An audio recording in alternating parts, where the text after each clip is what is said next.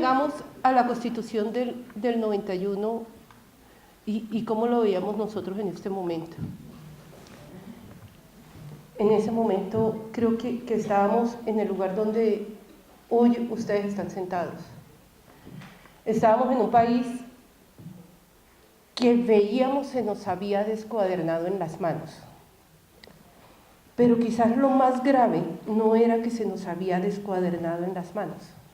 Lo más grave es que era un país que no lográbamos ver cómo podía ir hacia el futuro, cómo podíamos entrar al siglo XXI, no solamente con las instituciones que teníamos, sino también por la forma en que nos habíamos relacionado sin lograr construir una entidad nacional.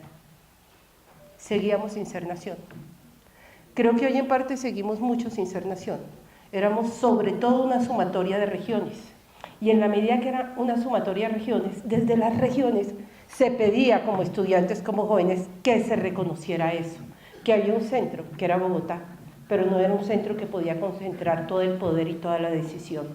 Y además teníamos un sistema político anclado completamente en el pasado a través de prácticas clientelistas y muy poco democráticas.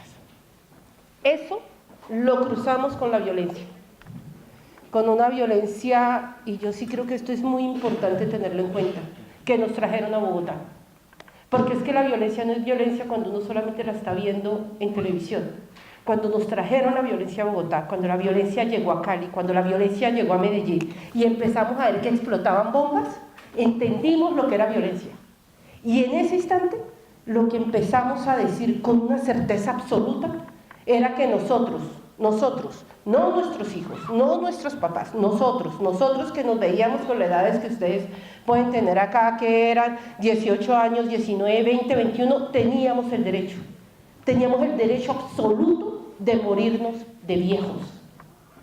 Y por eso, y creo que fue esa convicción, sumada a la que sí habíamos nacido para semilla, es decir, que sí veíamos en nosotros la posibilidad de un futuro para este país, nos llevó a movilizarnos para la Constitución de 1991.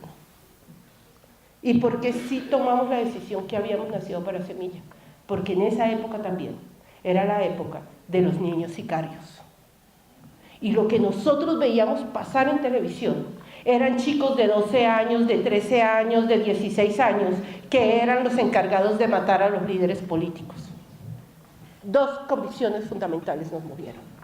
Derecho a morirnos de viejos, que creo que la estamos cumpliendo, ¿no? Digamos, ahí vamos. Y que sí nacimos para semilla.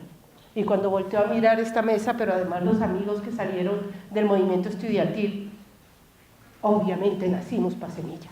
Eso no nos lo pueden quitar. En el mismo lugar de ustedes. Así estábamos. ¿Qué logramos? Años después, muchos años después, cuando se estaba haciendo la discusión de la Asamblea Nacional Constituyente y la nueva Constitución de Ecuador, me invitaron a Ecuador para hacer una asesoría frente a los temas de la movilización para la Constituyente. Entonces me decían, y esto hay que cambiarlo, y lo cambiamos así, el país va a mejorar. Ya llegó un momento donde les dije, vean, yo no puedo venir a hablarles de eso, porque es que ustedes pueden hacer las normas más lindas del mundo, la Constitución más maravillosa del mundo, una Constitución que los lleve al siglo XXI, al siglo XXII y hasta el XXV que quieren. Pero esa Constitución la van a desarrollar los mismos ciudadanos, exactamente los mismos, que están viendo la Constitución de ahora, con una promesa de una generación futuro que va a exigir unos derechos. ¿Fue una oportunidad de cambio la Constitución del 91? Claro que fue una oportunidad de cambio. Pero no solo fue eso, nos dio una agenda social y nos dio una agenda de derechos humanos y nos dio una agenda ambiental, nos dio una nueva agenda política basada, y entro a lo que yo hago, en la ciudadanía. Antes de 1991 no éramos ciudadanos, y no éramos ciudadanos porque no teníamos la forma de retar al Estado y vencer al Estado dentro de la institucionalidad. El avance más grande que hicimos con la Constitución del 91 es que se nos reconoció nuestra ciudadanía, y al reconocernos nuestra ciudadanía significa que éramos interlocutores del Estado, que teníamos derecho de retar al Estado, de exigirle al Estado, y la ciudadanía se gana cuando vences al Estado dentro del marco de la institucionalidad. Y empezamos a vencer al Estado en el marco de la institucionalidad. Y esa herramienta se llama tutela. Pero seguimos con los mismos ciudadanos de 1986, de la Constitución de 1886. ¿Qué nos ha faltado trabajar? Claramente cultura democrática. Nosotros no somos un país democrático. Y donde, con muchísima tristeza, pero donde se pone la foto de la falta de ejercicio de argumentación, de tolerancia, esa foto la estamos viendo precisamente en la discusión del plebiscito de hoy.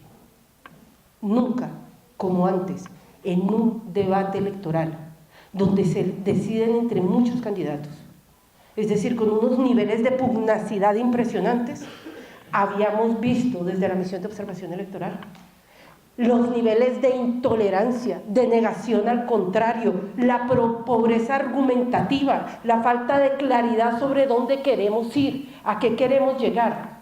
Porque por primera vez, desde 1957, por segunda vez después del 57, por primera vez después de la Constitución del 91, cuando se cita ya a esos ciudadanos empoderados para que vayan a las urnas, lo que terminamos viendo desde la misión de observación electoral es que pareciera que se nos estuviera invitando a las urnas, no para decidir cuál es el país que vamos a construir en conjunto, sino para ver cuál es el porcentaje de estos ciudadanos y ciudadanas que no van a caber en este mismo país una vez tengamos los resultados del plebiscito. Que ganó con el 40, con el 50, con el 60, el sí o el no, listo, entonces el otro 40, 20, 60 no va a caber en este país. ¿Es esa la decisión que vamos a ir a tomar? ¿O lo que vamos a ir a tomar la decisión es, si gana el sí o si gana el no, cómo vamos a resolver entre todos esta oportunidad de país que se nos está dando, una oportunidad grandísima de país que se nos está dando? Pero ¿cómo lo vamos a hacer entre todos si la decisión que estamos tomando es, bajo el nivel de los argumentos, subo el nivel de la polarización, usted lo excluyo de mi debate, decido no escucharlo y si puedo de paso le doy un palazo? ¿En qué nos quedamos cortos? En los niveles de ciudadanía. Instituciones, claro, hay que hacer modificaciones institucionales. Llevo 10 años haciendo cabildeo y cabildeo estratégico en el Congreso de la República. Créanme, no va a haber una norma, una ley, una reforma constitucional que modifique nuestros comportamientos si nosotros no tomamos la decisión de mejorar la calidad de nuestra democracia a través de mejorar la calidad de nuestra ciudadanía. Gracias.